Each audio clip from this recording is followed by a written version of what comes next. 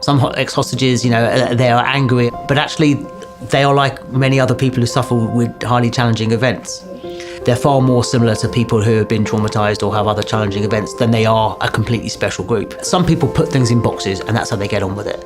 I don't feel it's for us to say that that's a bad way to do things. But if you try putting it in the box and the box keeps opening up and causing you to have problems and you're not getting on with people and you're irritable, then you need to get help.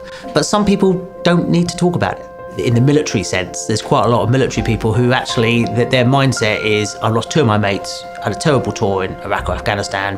Do you know what? I'm glad to be alive. Well done, me. That sounds a bit harsh, but actually, if that's your approach, that's fine. But it's not fine if actually you just say that, but actually, you're arguing with your kids and you're hitting people and you're drinking alcohol. That's a sign that actually your keep it in the box method isn't very effective.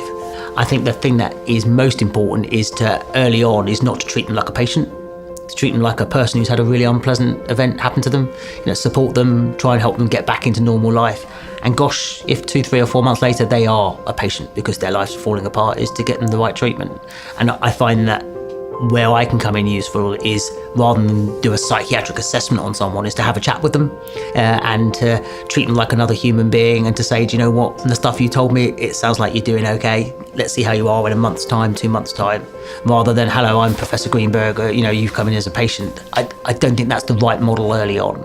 It might be the right model if they're ill 4 months later, but early on, I think treating them as if they're going to be okay and they're having a bit of a tough time, I think is the right approach. I think it's fair to say that although many people will experience short-term distress symptoms, that would be really normal, the majority of people will actually, some months or even years down the line, experience post-traumatic growth.